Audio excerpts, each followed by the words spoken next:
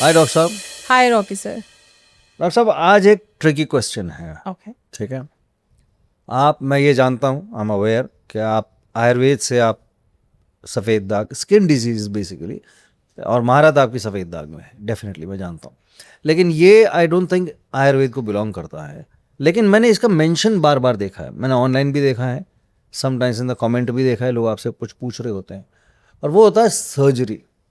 अब आप मेरा क्वेश्चन समझ लीजिए, ये कहाँ से आ रहा है। सर्जरी इन सफ़ेद दाग, पहले तो इसका मतलब क्या है, होती क्या है?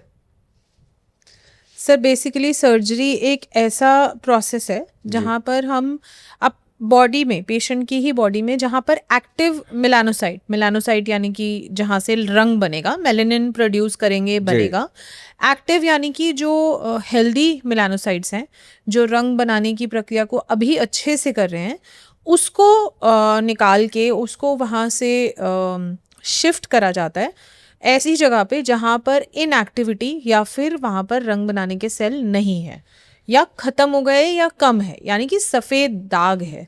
तो सर्जरी बेसिकली ये है कि एक हेल्दी रंग बनाने वाले सेल के क्लस्टर को, यानी कि एक टुकड़े को उठाकर आप वहाँ डाल रहे हैं जहाँ पर कलर नहीं है, सफ़ेद दाग है। अच्छा, ऐसा किया जा सकता है? जी ऐसा मतलब ऐसा होता है उसके अंदर? जी। ओके, तो क्या इसमें टाइप्स भी होती हैं? हाँ जी, जो कॉमनली यूज्ड 3 टाइप्स हैं। सबसे पहला है स्किन ग्राफ्टिंग। बेसिकली वहाँ पर सिंपल है कि स्किन को ही पूरा मतलब कि सर्जरी से निकाल के वहाँ पे लगाया जाता है जहाँ पर आई नो, हाँ, वाइट पैच है। करेक्ट। दूसरा है सक्शन ब्लिस्टर ग्राफ्टिंग, जिसमें कि ब्लिस्टरिंग यानी कि छाले करा के जो टॉप मोस्ट लेयर होती है उसको ही सिर्फ ट्रांसफ़र किया जाता है वहाँ पर जहाँ पर मेलानोसाइट ख़त्म हो गए या रंग नहीं है। और थर्ड है जो सबसे कॉमनली यूज़ होता है आजकल, मेलानोसाइट ट्रांसप्लांट, यानी कि वहाँ से मेलानोसाइट्स को लेकर उनको, मतलब हेल्दी हों या एक्टिव हों, उनको वहाँ से इम्प्लांट किया जाता है और वहाँ पर एक प्रॉपर इन्वायरमेंट क्रिएट किया जाता है कि वो वहाँ पे ग्रो करके अपने आप रंग बनाए। ओके, तो ये तीनों चीज, डॉक्टर साहब ये तो सुनने में बड़ा ही वो लगता है, कॉम्प्लिकेटेड। हाँ कॉम्प्लिकेटेड, हाँ थोड़ा डीप डाइव करना पड़ेगा इसके अंदर में। मैं एक डीप डाइव करता हूँ पेशेंट्स की तरफ से, ठीक है, और आपसे 5 क्वेश्चन पूछता हूँ। ओके जितना सिंपल हो सकता है उतना सिंपल उसका जवाब देना। ओके आप अपने आप समझ जाएंगे मेरा सवाल सुनता ही। जी। तो पहले ये बताइए कि सबसे अच्छा कैंडिडेट सर्जरी के लिए, ये तीनों में से कोई भी एक सर्जरी के लिए सबसे अच्छा कैंडिडेट कौन होता है, कौन सा होता है? जिसके दाग बढ़ नहीं रहे, स्टेबल है, जिसको चोट लगने पे वहाँ पर अपना रंग वापस आ रहा है। अगर चोट लगती है तो सफ़ेद दाग ना होता तो है बट वो रंग ले लेता है, और उनको पिछले 6 से 12 महीने में कोई भी नया दाग नहीं आया है। तो 3 क्राइटेरिया हुए, stable patches, no new patches, और जिसको चोट लगने पे अपना रंग दोबारा से स्किन जो है रीगेन कर ले। ये हुआ बेस्ट कैंडिडेट। यस। अब दूसरा question, who is the worst candidate for surgery? जिसको सर्जरी बिल्कुल नहीं करानी बिल्कुल चाहिए, सूट नहीं करेगी। जिनके दाग बढ़ रहे हैं, अच्छा, जिनके दाग बढ़ रहे हैं उनका होता तेजी से बढ़ रहे हैं, नए पैचेस आ रहे हैं, they are the worst candidate for vitiligo surgery, any kind of surgery. है। ये समझ में आ रहा है। अब ये बात पूछता हूँ कि देखिए सर्जरी तो कहीं तो होगी, बॉडी शरीर के किसी भी पार्ट में होगी, तो सबसे अच्छे रिजल्ट, सेटिस्फाइंग रिजल्ट्स किस एरिया में आते हैं? Lips, face and lips. अच्छा, लिप्स एंड फेस पे सबसे सेटिस्फाइंग रिजल्ट्स आपको सर्जरी के थ्रू मिल सकते हैं। तो चलिए इसी का विपरीत पूछता हूँ कि सबसे वर्स्ट एरिया कौन सा होता है जहाँ सर्जरी नहीं करानी चाहिए या वहाँ रिजल्ट्स नहीं मिलते? रिजल्ट्स स्लो मिल सकते हैं। अच्छा, हाथ पे और पैरों पे। hands and feet. Okay, now another good question. I think क्या सर्जरी बच्चों में recommended है? Ideally no, but yes, teenagers can get it done. Teenagers After can a get it specific age, they can get it done. अच्छा, एक और question, ये तो खत्म ही नहीं हो रहे मेरे क्वेश्चंस, बट सीरियसली एक क्वेश्चन कि अगर आप सर्जरी कराते हैं तो सर्जरी कराने के बाद कितना वक्त लगता है कि वहाँ पिगमेंटेशन कलर आ जाए जिसके लिए सर्जरी कराई गई है? It can anywhere be between months and years. मतलब कि कुछ महीनों से लेकर 1 साल तक लगता है पूरी कंप्लीट हीलिंग होने में.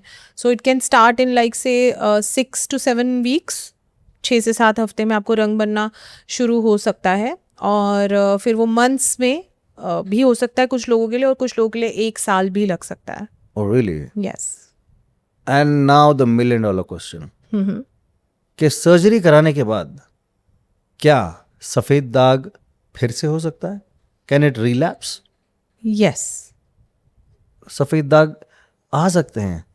यस सर, बिकॉज आयुर्वेद में तो देखिए हम इंटरनल ही ज़्यादा काम करने पे पहले फोकस करते हैं। हाँ. कि आपका जो दोष है, इम्बैलेंस, उसको करेक्ट करते हैं, धातु का इम्बैलेंस करेक्ट करते हैं। इन शॉर्ट हम आपके इन्फ्लेमेटरी रिस्पॉन्स को ठीक करते हैं। आज साइंस में भी, मॉडर्न साइंस में भी, ये जो इम्यूनोथेरेपीज़ हैं, या ये जो गट स्किन एक्सेस है, या जिस पे इम्यूनोमॉड्यूलेशन की बात हो रही है, एंटी इन्फ्लेमेटरी एजेंट्स की बात हो रही है, रिसर्चेस चल रही हैं, वो यही बात हो रही है कि इंटरनली अगर हीलिंग नहीं हो रही है, आप बाहर से कुछ भी कर लीजिए, इवन सर्जरी भी कर लीजिए, वो वहाँ पे रिटेन नहीं होगा। कलर आ जाता है सर, बट वो दोबारा चला भी जा सकता है अगर आप इंटरनली स्ट्रेस ठीक नहीं करते हैं, डाइट ठीक नहीं करते हैं, और हर्ब्स के साथ अपना जो अंदर से इम्बैलेंस है उसको करेक्ट नहीं करते हैं। तो yes, vitiligo can come back after surgery. ये मैं नहीं कह रही हूँ, आप किसी मॉडर्न डॉक्टर से भी पूछ सकते हैं। ओके, मैं एक्सपीरियंस से बता रही हूँ। I know, I get it, hints the question, तभी तो मैंने आपसे पूछा, ये अनएक्सपेक्टेड था। तो डॉक्टर साहब, एक क्वेश्चन मैं पूछना चाहता हूँ, क्या आप अपने इलाज में सर्जरी, या अपने इलाज के साथ साथ क्या आप सर्जरी रेकमेंड करती हैं? मैं ऐड करूँ आपके क्वेश्चन में? हाँ, बोलिए ना। अगर करती हैं यस, तो किसको करती हैं? अच्छा, तो हाँ, क्वेश्चन, तो सबसे पहले तो देखिए, सर्जरी रिकमेंड करना जो है वो बहुत ही एक इम्पॉर्टेंट ट्रीटमेंट का पार्ट है। मतलब बहुत डेलिकेट और बहुत ही मैं बोलूँगी कि बहुत ही रिस्पॉन्सिबिलिटी का काम है। ठीक है। और मैं खुद तो नहीं करती हूँ सर्जरी, और मेरे पेशेंट्स जो मुझ पे बहुत विश्वास करते हैं, वो कई बार मुझसे जब हम सर्जरी डिस्कस कर रहे होते हैं, वो डॉक्टर भी मेरी सलाह से ही चूज़ करना चाहते हैं। अच्छा, होता क्या है सर कि कभी कभी कुछ अलग अलग टाइप के पेशेंट्स हैं, जिसमें मैं थोड़ा सा बताऊंगी आपको सर्जरी जब रेकमेंड होती है। कुछ ऐसे लोग होते हैं जो पूरे मान लीजिए 80 to 90% सफ़ेद आए होते हैं। 80 to 90% में से 70% ठीक हो गए, बट मुश्किल एरियाज हाथ और पाँव में मान लीजिए रिकवरी स्लो आ रही है, बट उनको किसी भी सिचुएशन के चलते सर्जरी कराने की सोच आती है, या उनको लगता है कि अब सर्जरी करा के इसको ख़त्म करें अब इलाज को, तो वो मुझसे पूछते हैं। ठीक है, ये वो एक तो ये पेशेंट्स होते हैं।